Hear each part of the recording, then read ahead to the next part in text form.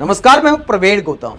दोस्तों, चुनावी रैलियों से लेकर टीवी चैनलों के कॉन्क्लेव में पीएम मोदी आजकल खुद की जमकर तारीफ करते हैं कि आपके सेवक मोदी ने भारत को दुनिया में 11वें नंबर की अर्थव्यवस्था से उठाकर 5वें पायदान पर पहुंचा दिया। आपका सेवक मोदी जल्द ही भारत को 5 ट्रिलियन की इकोनॉमी बना देगा। आपका सेवक मोदी 2047 तक भारत को विकसित देश बना देगा। भारत को 11वें नंबर से 5वें नंबर की इकोनॉमी बना दिया और इसमें बहुत बड़ी भूमिका मेरे देश के नौजवानों की है, आपकी है। अब भारत को, और मैंने हिंदुस्तान को गारंटी दी है कि मेरे तीसरे टर्म में मैं देश को दुनिया की तीसरी इकोनॉमी बना करके रहूंगा।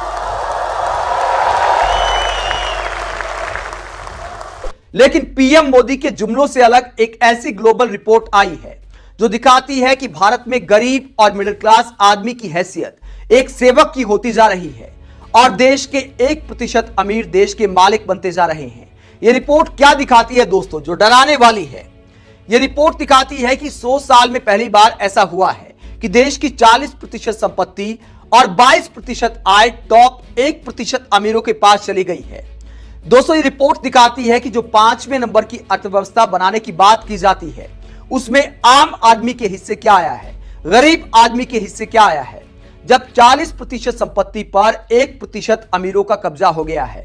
140 करोड़ से ज्यादा की आबादी के देश में रिपोर्ट डराने वाली है। और ये रिपोर्ट किसने तैयार की है? यह रिपोर्ट 3 संस्थानों ने मिलकर तैयार की है, जिनके नाम है Paris school of economics, Harvard Kennedy school और न्यूयॉर्क यूनिवर्सिटी।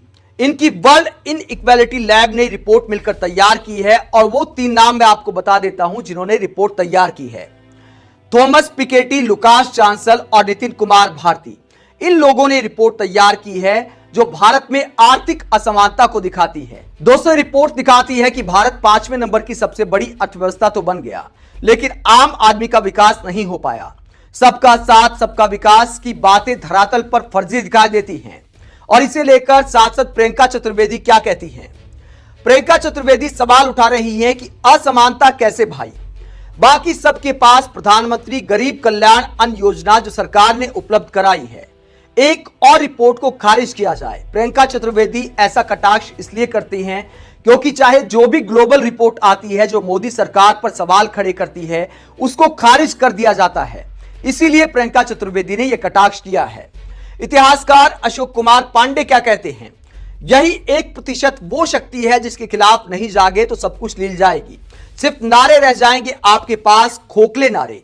देश के सारे संसाधनों पर कब्जा इन्हीं 1% का होता जा रहा है और आपके हाथ से रोजगार, व्यापार सब छिनता जा रहा है। तो ये अशोक कुमार पांडे हालात बताते हैं कि आज के दिन व्यापारियों के क्या हालात हैं, युवाओं के क्या हालात हैं। तो अशोक कुमार पांडे आर्थिक असमानता का मुद्दा उठाते हैं और कहते हैं कि जब ज्यादातर लोगों का व्यापार और रोजगार छिनता जा रहा है तो ऐसी तरक्की का आखिरकार क्या फायदा। ये सावधान होने का वक्त आ गया है। दोस्तों, सिर्फ एक रिपोर्ट की बात नहीं है। हैप्पीनेस के मामले में भारत कहां है? ये एक और रिपोर्ट हाल ही में आई है, वर्ल्ड हैप्पीनेस इंडेक्स, और इसमें भारत 126वें नंबर पर पहुंच गया है। हालांकि सुधीर चौधरी जैसे पत्रकार विश्लेषण कर डालते हैं कि देखिए पाकिस्तान हमसे ज्यादा खुश कैसे हो सकता है। दोस्तों, माना कि पाकिस्तान में हमसे ज्यादा अमीर लोग नहीं है, पाकिस्तान के पास अंबानी नहीं है, अडानी नहीं है, लेकिन गरीबी अगर पाकिस्तान में है तो गरीबी हमारे यहां भी है। हमारी आबादी पाकिस्तान से कहीं ज्यादा है, 140 करोड़ से ऊपर की आबादी है। तो इस बात की तुलना कई बार पाकिस्तान से करना बेमानी हो जाता है। लेकिन यह इंडेक्स दिखाता है कि म्यांमार भी हमसे खुशी के मामले में आगे है। कई छोटे छोटे देश भी हमसे कहीं आगे हैं खुश रहने के मामले में, क्योंकि आम आदमी को अपनी नौकरी, रोजगार, कर्ज आदि की चिंता सताती है। देश बड़ा है तो चिंताएं भी बड़ी होती हैं। इसके अलावा एक और रिपोर्ट आई थी, वो भी आप देखिए। देश में 24 घंटे में दूध खाना न लेने वाले बच्चे 67 लाख। केंद्र बोला रिसर्च सनसनीखेज बनाई गई, यानी मोदी सरकार ने कहा कि इस रिसर्च को सनसनीखेज बनाया गया है। 8 दिन पहले की खबर है। यानी मोदी सरकार से सवाल करती जो भी रिपोर्ट आए उसको नकार दो कि यह मोदी सरकार को बदनाम करने की साजिश है, भारत के खिलाफ दुष्प्रचार किया गया है। लेकिन दोस्तों, क्या यह हकीकत नहीं है कि भारत में सैलरी स्टैंडर्ड बहुत गिरा हुआ है? एक उदाहरण मैं आपको देता हूं। पीएम मोदी कुछ दिन पहले काशी गए थे और काशी में एक सीईसी सेंटर चलाने वाले से पीएम मोदी ने पूछा था कि आप अपने यहां नौकरी करने वालों को कितनी सैलरी देते हैं। तो देखिए उस युवा ने क्या जवाब दिया था। कितने लोगों को काम दिया सेंटर में सर 3 लोग हमारे यहाँ। 3 लोग हैं। जी सर। उनको पैसा देते हैं, पगार वगार? जी सर। अच्छा, 4,000 रुपये महीने। 4,000 रुपये देते हैं। जी सर। शाबाश। तो युवा ने जवाब दिया कि मोदी जी, मैं अपने यहां काम करने वालों को 4,000 रुपए वेतन देता हूं। सोच कर देखिए 4,000 रुपए में आज के दिन क्या आएगा। अगर शिक्षा माफिया की बात करें तो कई स्कूलों में बच्चे की फीस भी इतनी होती है जितनी टीचर की सैलरी होती है। तो यह हमारे यहां सैलरी का स्टैंडर्ड है। इंजीनियरिंग करने वाले छात्र, एमबीए करने वाले छात्र 15,000 रुपए की नौकरी को तरस जाते हैं। तो जो 5वें नंबर की अर्थव्यवस्था बना दिया गया है, उसका फायदा क्या है? जब हमारी प्रति व्यक्ति आय दुनिया में 142वें नंबर पर है, मतलब अर्थव्यवस्था के मामले में हम 5वें नंबर पर और प्रति व्यक्ति आय में 142वें नंबर पर। मोदी जी को तब सलाम करेंगे जब प्रति व्यक्ति आय में भी हम 5वें नंबर पर पहुंच जाएंगे। 5वां छोड़ो, 50वें नंबर पर पहुंचा दीजिए मोदी जी, तब भी आपको सलाम किया जाएगा।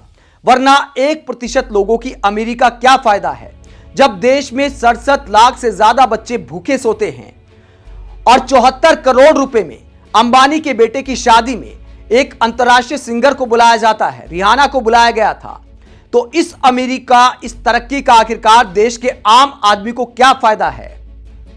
ऑनलाइन बिजनेस में बड़ी बड़ी कंपनियां मुनाफा कमा रही हैं, लेकिन कई बार बाजार जाकर आप देखिए कि आम दुकानदारों का क्या हाल हो गया है। चाहे प्राइवेट कंपनियों की बात हो, सरकारी भर्तियों की बात हो, रोजगार के अवसर कम होते जा रहे हैं। तो आखिरकार देश कल को 1 नंबर की अर्थव्यवस्था भी बन जाएगा तो ऐसी तरक्की का क्या फायदा जिसमें आर्थिक असमानता बढ़ती जा रही है। और यह रिपोर्ट दिखाती है कि 100 साल में पहली बार ऐसा हुआ है। ऐसे में प्रधानमंत्री जो विकसित देश बनाने की बात करते हैं वो सिर्फ जुमला दिखाई देता है, क्योंकि गरीबों को आगे बढ़ाए बिना कभी भी देश विकसित नहीं बन सकता। जब देश के सारे लोग खुशहाल होंगे, शिक्षा, स्वास्थ्य, रोजगार जैसे मुद्दों पर हम विकसित देशों को टक्कर दे पाएंगे, तब जाकर हम विकसित भारत बना पाएंगे। वरना चुनावी जुमले के अलावा ये कुछ नहीं है। सिर्फ गाल बजाने से देश आगे नहीं बढ़ेगा जब तक आर्थिक असमानता दूर नहीं होगी। आप इस रिपोर्ट को लेकर क्या सोचते हैं? कमेंट बॉक्स में अपनी राय जरूर दें। अगर आप हमारी पत्रकारिता को पसंद करते हैं तो थैंक्स के ऑप्शन का इस्तेमाल करें, वीडियो को लाइक करें, चैनल को सब्सक्राइब करें। नमस्कार।